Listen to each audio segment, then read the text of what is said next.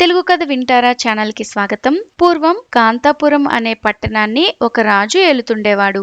అతను చాలా ఐశ్వర్యవంతుడు. లెక్కలేనంత సైన్యం కూడా ఉంది. ఇన్ని ఉన్నా పాపం రాజు ఎప్పుడూ ఏదో దిగులుగా ఉండేవాడు. ఇందుకు కారణమేమిటో తెలుసుకోవాలని అతని మంత్రులు, సేనానులు ఎంతో ప్రయత్నించి చూశారు. కానీ ఎవరితోనూ రాజు తన విచారానికి కారణం చెప్పలేదు. అసలు రాజు ఇంత దిగులు పడ్డానికి కారణం ఏమిటంటే ఆయనవి అందరిలాంటి చెవులు కావు, గాడిద చెవులు. వాటిని కిరీటం అడుగున ఎవరికి కనిపించకుండా చాలా జాగ్రత్తగా దాచుకుంటుండేవాడు. ఈ సంగతి రాజుగారికి క్షవరం చేసే ఒక్క మంగలి అప్పన్నికి మాత్రం తెలుసును. కానీ వాడు బయట పెడితే లోకానికంతా తెలిసి నవ్వుల పాలైపోతాడు కదా. కాబట్టి వాడి ఒక్కడి నోరు కట్టివేస్తే ఈ రహస్యం ఇంతటితో అణిగిపోతుంది. రాజు దీర్ఘంగా ఆలోచించి చివరికి మంగలి నోరు కట్టివేయటమే మంచిదని నిశ్చయించుకున్నాడు. మర్నాడు మామూలుగా మంగలి అప్పన్న రాజుగారికి క్షవరం చేయడానికి వచ్చాడు. అప్పుడు రాజు వాడితో, ఒరే అబ్బి, నా చెవుల సంగతి నీకు తప్ప ఈ ప్రపంచంలో మరెవరికి తెలియదు.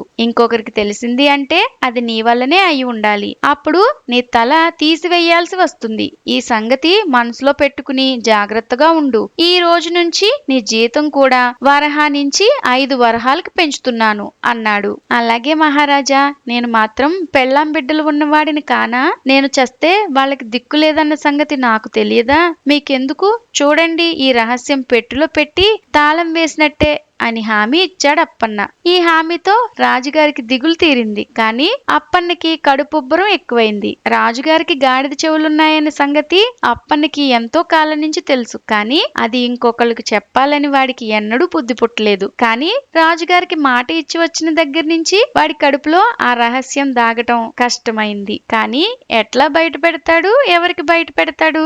బయట పెడితే తన తల ఎగిరిపోతుంది కదా. పాపం అప్పన్న ఈ దిగులుతోటి రహస్యం దాచలేక కడుపుబ్బతోటి మంచం ఎక్కాడు. అప్పన్న భార్యకి ఇతని జబ్బేమీ అర్థం కాలేదు. వైద్యుడిని పిలిపించింది. వైద్యుడు వచ్చి నాలిక నాడి పరీక్ష చేసి చూశాడు. తర్వాత పొట్ట ఒత్తి చూసి, నీకు ఒంట్లో ఏ విధమైన జబ్బు లేదు. నువ్వు మనసులో ఏదో దాచుకుని బాధపడుతున్నావు. అందుచేతనే ఈ పొట్ట ఉబ్బరం, అవునా అని అడిగాడు. అప్పన్న నోరు తెరిచి అవును అంటే ఎక్కడ నోరు జారి రహస్యం బయటపడును అని తల మాత్రం వాడించి ఊరుకున్నాడు. అది ఎవరితోనైనా చెప్పి వెయ్యి. అది అంత ముఖ్య రహస్యమైతే నీ పెళ్ళాంతోటైనా చెప్పు. అంతకంటే నీకు మందు లేదు అని చెప్పి వైద్యుడు వెళ్ళిపోయాడు. వైద్యుడు వాకిలి దాటిపోగానే అప్పన్నని భార్య, ఏమిటయ్యా మా లావు రహస్యం?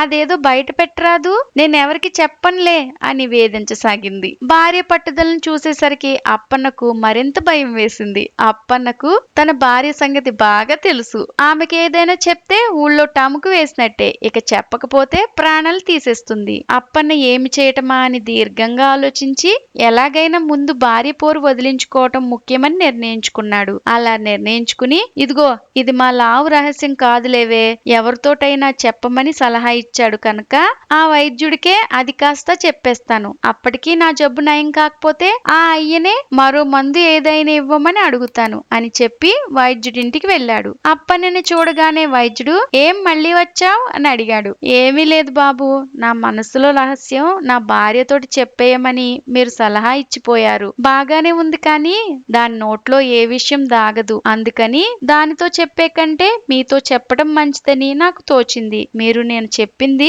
మరొకటితో చెప్పనని నాకు మాట ఇయ్యండి అన్నాడు అప్పన్న.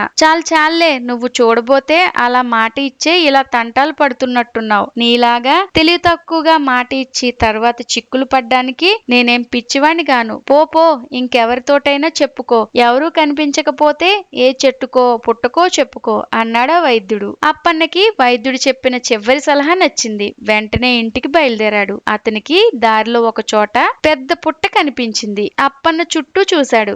ఎవ్వరూ లేరు. ఇదే సమయం అనుకుని ఆ పుట్ట దగ్గరికి పోయి పుట్ట కన్నంలో నోరు పెట్టి, మన రాజుగారివి గాడిద చెవులు అని అనేశాడు. ఈ మాటలు బయటికి అనేయగానే అప్పన్నకి కొండంత బరువు గుండెల మీద నుంచి దించినంత తేలికయింది. సంతోషం పట్టలేక ఒక్క పరుగుని ఇంటికి వచ్చి చేరుకున్నాడు. అప్పన్న భార్య చాలా ఆశ్చర్యపడింది. సంగతి ఏమిటో తెలుసుకుందాం అనుకుంది గాని అడిగితే మళ్ళీ ఎక్కడ మంచం ఎక్కుతాడోనని భయపడి ఊరుకుంది. అప్పన్న కన్నా రహస్యం బయటపెట్టిన పుట్ట పైన కొన్నాళ్లకు ఒక వెదురుపాదు పెరిగింది. మరి కొన్నాళ్లకు రాజు ఏదో శుభకార్య సందర్భాన ఒక విందు ఏర్పాటు చేశాడు. ఆ చుట్టుపక్కల రాజులందరినీ ఆహ్వానించాడు. పేరుగల వాద్యగాళ్లందరూ వచ్చి విందులో వాయించవలసిందిగా రాజాజ్ఞ అయ్యింది. ఈ కబురందుకున్న వాద్యగాళ్లలో ఒక పిల్లన గ్రోవి వాద్యగాడు కూడా ఉన్నాడు. అతను రాజుగారి విందులో వాయించటానికి ఒక కొత్త పిల్లన గ్రోవి తయారు చేసుకుందామని బయలుదేరి సరిగ్గా పుట్ట మీద పెరిగిన వెదురు పొదలో నుంచి ఒక వెదురు గొట్టాన్ని నరుక్కుని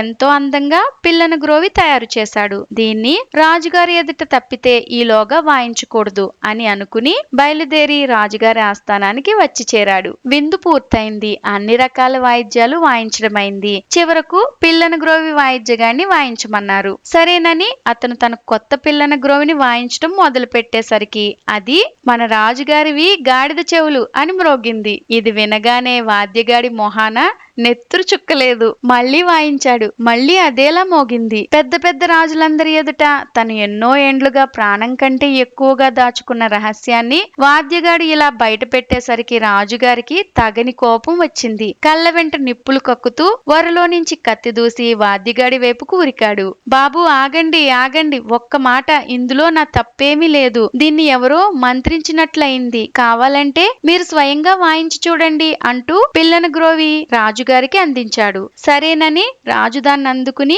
వాయించబోయాడు. మళ్ళీ అలాగే మోగింది. మన రాజుగారివి గాడిద చెవులు అని. ఇది వినేసరికి రాజుగారికి తల గిర్రును తిరిగింది. నిలుచున్నవాడు నిల్చున్నట్లుగానే కుప్ప కూలిపోయాడు. తర్వాత కాసేపటికి తెప్పరిల్లుకొని, ఇందులో నీ తప్పు ఏమీ లేదు, అప్పన్న తప్పు లేదు. ఇంతకాలం ఈ సంగతి కప్పిపుచ్చి లోకం కళ్ళు ముయ్యటానికి ప్రయత్నించటం నాదే తప్పు. ఇక ఈ రహస్యం దాచవలసిన పని లేదు అంటూ రాజు తన నెత్తిన ఉన్న కిరీటం తీసేశాడు. రాజుగారికి మామూలు చెవులకు బదులు గాడిద చెవులుండటం చూసి వచ్చిన రాజులంతా ఎంతో ఆశ్చర్యపోయారు. దేవుడు చేసిన దానికి నువ్వేం చేస్తావు? కాలం కర్మం అలా కలిసి వచ్చింది అని మిగతా రాజులంతా మన గాడిద చెవుల రాజుగారిని ఓదార్చి తర్వాత ఎవరి రాజ్యాలకు వారు చేరుకున్నారు. ఇప్పుడు రాజుగారు ఏ విధమైన దిగులు లేకుండా హాయిగా రాజ్యం చేస్తున్నాడు. ఇలాంటి మరెన్నో కథలు వినాలనుకుంటే తెలుగు కథ వింటారా ఛానల్ ని తప్పకుండా సబ్స్క్రైబ్ చేసుకోండి. మరొక మంచి కథతో మళ్ళీ కలుద్దాం.